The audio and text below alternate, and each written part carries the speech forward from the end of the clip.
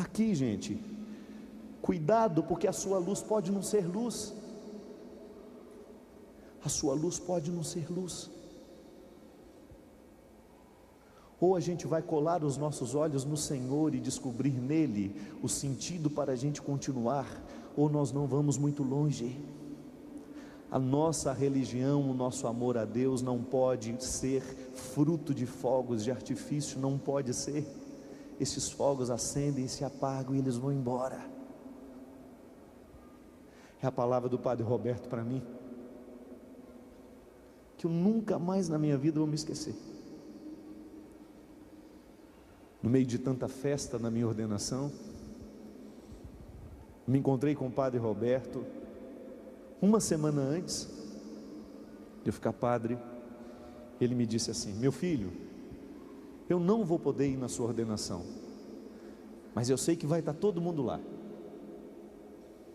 eu sei que vai ter muita festa, você vai ser muito comemorado na sua ordenação, mas eu gostaria de lhe dizer uma coisa: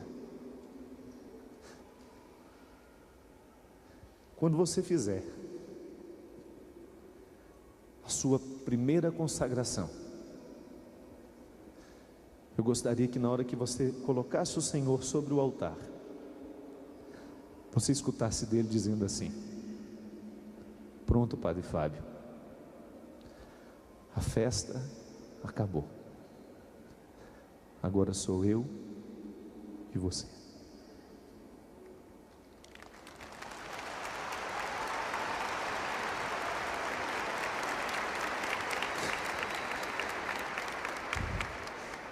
Você já ouviu falar da solidão do pastor?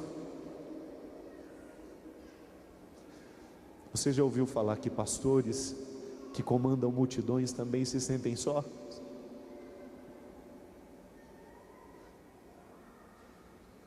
Às vezes, minha gente, nós fazemos aqueles eventos imensos. Quando a gente entra no quarto do hotel, ou eu escuto a frase, ou eu não tenho sentido de continuar a minha vida. Se essa frase não ressoar dentro de mim e me mostrar a verdadeira luz que eu preciso ter, essa do palco apaga, meu corpo se cansa, eu desanimo às vezes. Mas ou eu prendo os meus olhos nesse Jesus que me traz aqui, que me faz crer, ou não tem mais sentido o que eu faço. Não tem.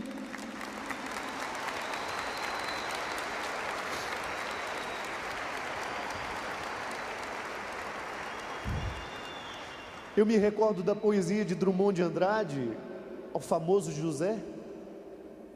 E agora, José?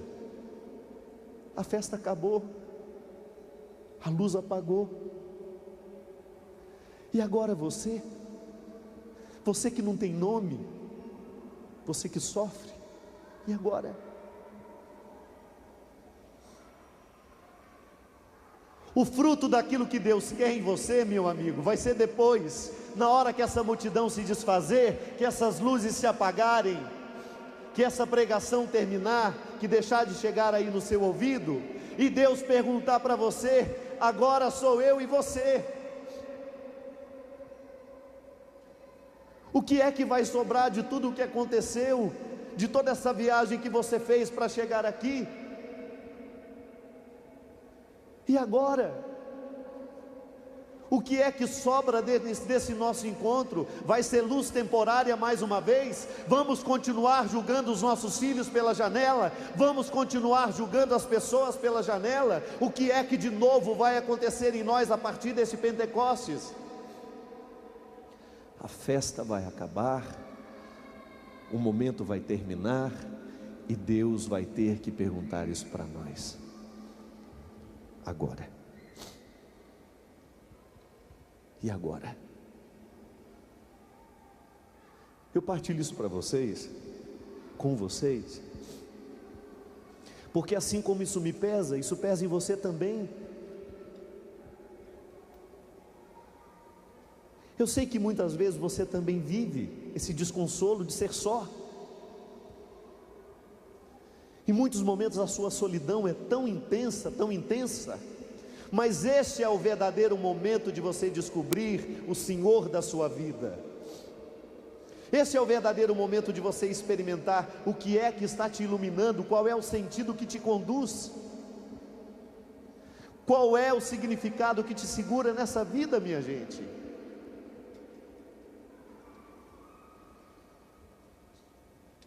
Olha, um dos lugares que mais me encantou na Terra Santa foi aquele Monte das Lágrimas. Lá tem uma igreja em forma de gota,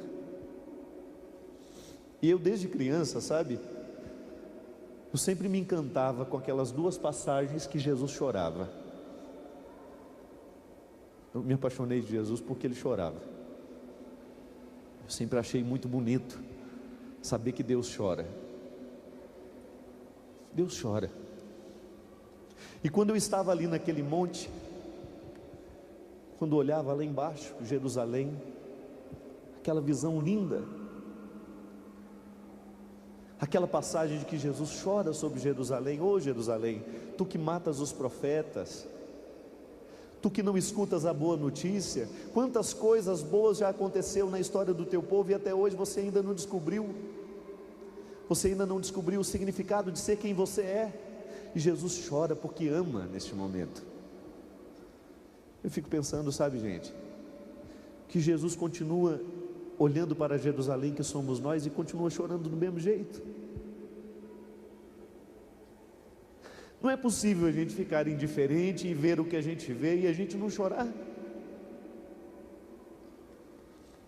Não é possível que a sociedade continue vivendo como está vivendo. Não é possível que as pessoas continuem morrendo do jeito que estão morrendo, assassinadas brutalmente por quem deveria lhes dar segurança. Meu Deus do céu, olha essa criança de 3 anos afogada pela própria mãe. O que é que está errado dentro de nós? Onde é que nós estamos construindo a nossa humanidade? Que barro é esse? Que fonte de lama é esta que nós estamos buscando para edificar as nossas casas? Que tijolos são esses que nós estamos buscando? Onde é que está essa olaria tão frágil que produz tijolos tão barrentos, tão sem força? Onde é que nós estamos buscando a ferragem para sustentar as nossas casas, se elas quebram com o primeiro vento que vem? Basta ver você nos casamentos que você vê sendo realizados hoje. Na primeira dificuldade a gente já se manda embora, na primeira dificuldade a gente já se dispensa. Não há segurança, não há. E quando esse casamento desaba sobre todo mundo, sobre todos os filhos que estão ali dentro indefesos. Pense você, se o seu filho perde a sua segurança, onde é que ele vai buscar? Você é o primeiro a dar segurança para ele. Muda a sua vida por causa disso. Só de saber disso já é suficiente razão para você mudar de vida. Todos nós que já enfrentamos o problema do álcool dentro de casa, você sabe muito bem, gente, ninguém precisa escrever mais livros sobre isso não. Você sabe por experiência própria que ter um alcoólatra dentro de casa, e sobretudo quando esse alcoólatra é o pai, é uma das piores fontes de infelicidade que nós podemos ter na vida. Nós não temos vontade de voltar para casa, porque a gente tem medo de ver, de encontrar o que a gente vai encontrar. Quantas marcas, quantas feridas estão dentro de nós, porque um dia a gente viu o pai batendo na mãe, ou porque um dia a gente viu o pai batendo no filho, o filho batendo no pai. Quantas vezes as nossas casas foram um lugar, nada, absolutamente nada agradável de se colocar uma criança. Quantas vezes, se a gente tivesse coragem, se a gente tivesse verdadeiramente comprometido com a felicidade dos nossos filhos, nós teríamos coragem de colocar: essa casa é proibida para menores de 18 anos. Quantos lares cristãos são verdadeiramente proibidos para pessoas menores de 18 anos? por causa da luz que nos ilumina, por causa daquilo que se escuta, por causa daquilo que se fala. Não, não é o outro que está trazendo, não, é eu que permito entrar, porque a casa é minha, quem manda sou eu. E infelizmente nós transformamos a nossa casa em um lugar proibido para menores de 18 anos. E aí a gente vem com aquele moralismo besta, hipócrita. Não, nós não podemos. O primeiro comprometimento teu é com tua casa, e não sou eu que tenho que cuidar dela, não, é você. O primeiro comprometimento com aquilo que entra nos olhos dos seus filhos, o primeiro comprometimento que entra com aquilo que entra no coração da tua esposa, no teu coração de pai, no teu coração de irmão, é você o primeiro responsável, não somos nós. Nós podemos até ajudar a alertar. Eu sou com a minha casa eu digo o que entra, o que não entra. Na minha casa mando eu, mas na sua eu não mando nada. E eu lamento te informar que se você não manda na sua casa, você não manda em lugar nenhum do mundo.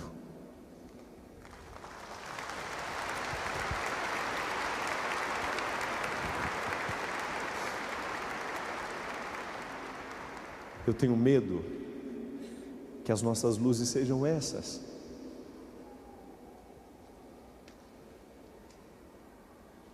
Ô minha gente, se você tivesse acesso, se eu pudesse lhe mostrar, a 1% daquilo que eu leio nos e-mails, daquilo que chega nas cartas, que eu gostaria de responder, eu não tenho, eu sou humano. É impossível uma pessoa dar conta de uma vida pessoal como eu tenho, difícil. Fica chateado que a gente não responde a sua carta, que a gente tenta, a gente faz o máximo que a gente pode, mas as dores são muitas. Corações como o seu, às vezes no meio do povo, aquela cartinha assim, esticando o braço: ô padre, pega aqui para mim. Não é carta de fofoca não, gente, vai ler para ver a dor que está doendo aí, coração de vocês. Eu sei, está aqui, está cheio. Onde eu passo eu pego 10, 30, 40. Às vezes a minha mala volta das minhas viagens pesando 20 quilos a mais, é de carta.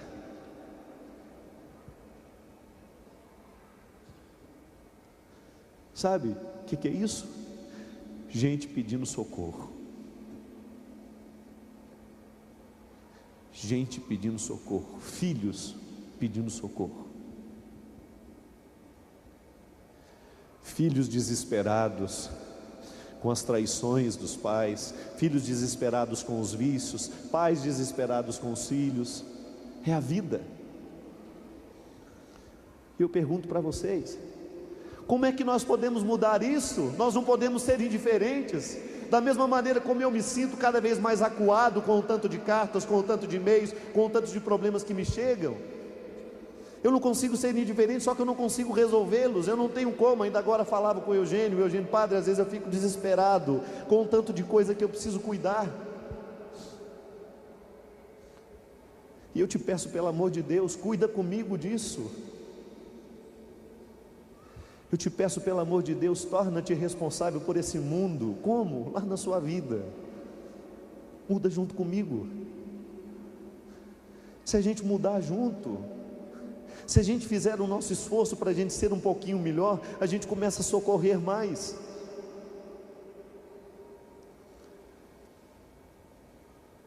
Nós não podemos mais ficar indiferentes, gente. Esse não é um problema dos padres, não. Esse não é um problema dos padres que estão aparecendo um pouquinho mais, não, não. É responsabilidade de todos nós. Cuidado, cuidado com aquilo que você está fazendo da sua vida. Volto a lhe dizer como meu pai me disse. Quem sabe uma atitude, por menor que seja. Eu acho muito bonito naquele filme Lisbela e o Prisioneiro. Você já assistiu? Já? Bonito, né? Não acha bonito não? Você falou assim, não. Há uma cena que o Leléu, o personagem principal, ele conta no dia que ele se perdeu no mundo. Ele se perdeu por uma boa causa. Ele morava numa cidadezinha triste, feinha, lá no interior do Nordeste, sem muitos atrativos. Até um dia, ele conta, que passou pela sua cidade um Zeppelin iluminado. Sabe o que é o Zeppelin, não sabe? Parece um balão, mas não é bem um balão, uma espécie de aeronave, né? Toda iluminada, que tem um formato assim, comprido. Quando ele olhou para o céu, viu aquele Zeppelin tão iluminado, ele começou a correr, porque o Zeppelin não parou em cima da cidade dele, o Zeppelin apenas passou pela cidade dele, e ele começa a correr. O encanto daquela luz, porque não é uma luz de artifício, o Zeppelin tem uma luz que pode permanecer o tempo que quiser, não é aquela luz que acende e apaga, não,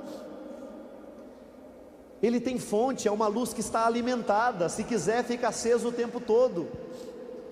Ele começa a correr, e é bonita na cena do filme, porque ele começa crescendo, ele começa correndo pequenininho, e ele vai crescendo na cena, isto é, ele nunca parou de olhar para o Zeppelin iluminado, e quando ele se apercebeu, ele já não sabia mais voltar.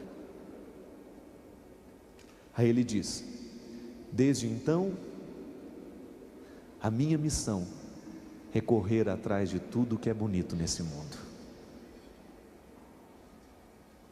Sabe o que eu queria? Que Jesus fosse para nós como esse Zeppelin, que passasse também pelo céu da nossa vida, e a gente ficasse tão encantado com Ele, que a gente se perdesse com Ele,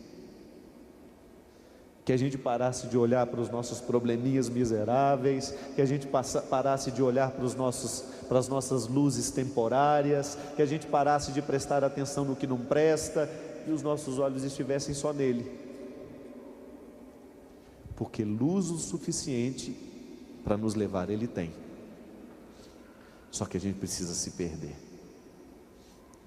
porque quem está perdido em Deus, está achado nesse mundo.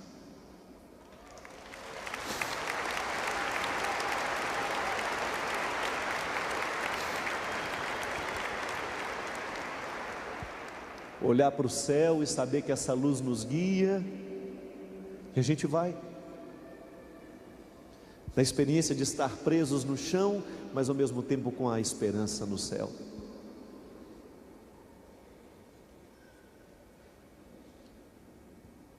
Esse barro que insiste em nos segurar não pode, gente.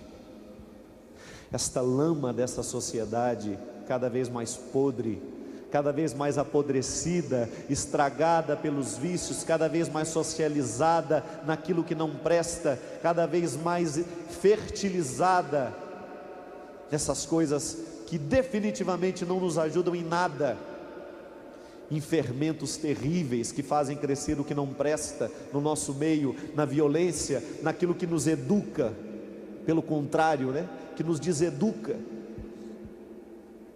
Essa lama segura seus pés, e elas lhe impedem de ir adiante. Eu vejo isso na minha vida, naqueles que eu encontro. Quantas pessoas estão com os pés presos, não conseguem ir adiante, porque o barro de uma vida podre não permite que eles vão além.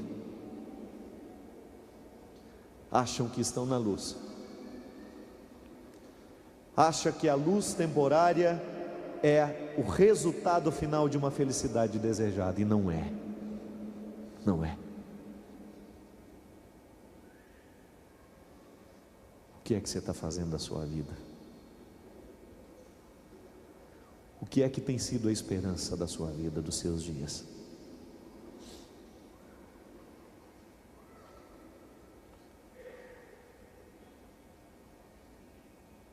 Como é que você tem visto? Como é que você tem visto os últimos acontecimentos? De que lado que nós estamos? De que lado e de que forma nós gritamos? Minha gente, a nossa experiência de santidade tem que mexer nisso. Nós temos que ser homens e mulheres fascinados pelo Zeppelin iluminado. Nós temos que ser. Nós temos que correr atrás de tudo que é belo nessa vida, de tudo atrás do que é bom nessa vida. Vejam que a associação que a filosofia nos permite: o belo é o bom é o belo. Os nossos olhos têm que estar fitados